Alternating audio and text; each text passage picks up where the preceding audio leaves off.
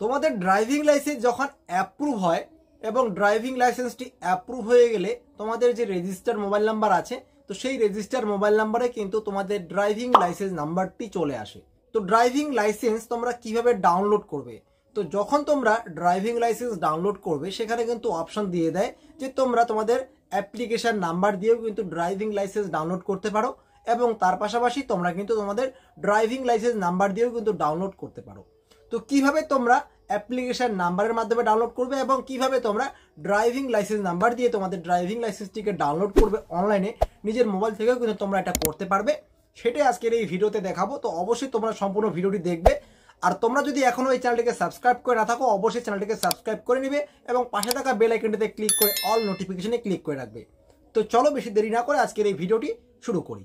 তো প্রথমত তোমাদের মোবাইলে বা ডেস্কটপে কিন্তু ক্রোম ব্রাউজারে এসে, অর্থাৎ যে কোনো একটি ব্রাউজারে পরিবহন সেবার অফিসিয়াল ওয়েবসাইটটিতে ভিজিট করতে হবে।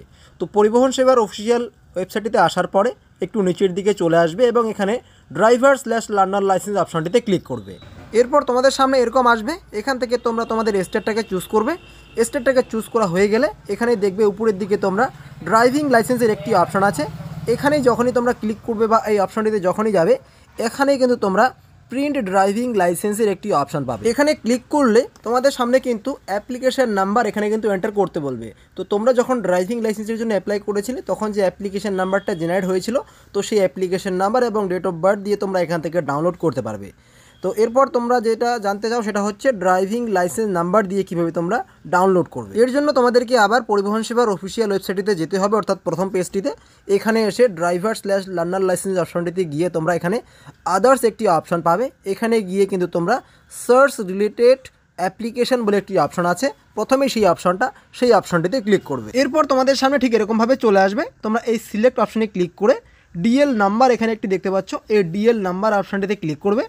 এরপর তোমরা এখানে কিন্তু ড্রাইভিং লাইসেন্স নাম্বারটি এন্টার করবে। তো তোমাদের যখন ড্রাইভিং লাইসেন্সটি অ্যাপ্রুভ হবে, অ্যাপ্রুভ হয়ে গেলে তোমাদের রেজিস্টার মোবাইল নাম্বারেই কিন্তু তোমাদের ড্রাইভিং লাইসেন্স নাম্বারটি পাঠিয়ে দিবে। তো সেই লাইসেন্স নাম্বারটি তোমরা এখানে এন্টার করবে।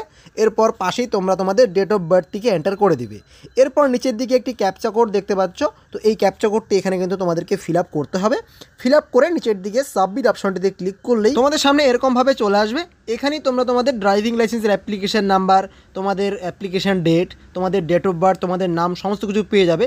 তো এখানে যে ড্রাইভিং লাইসেন্স নাম্বারটি আছে সেটার উপরে ক্লিক করলেই কিন্তু তোমরা তোমাদের ড্রাইভিং লাইসেন্সটিকে এখানে দেখতে পারবে।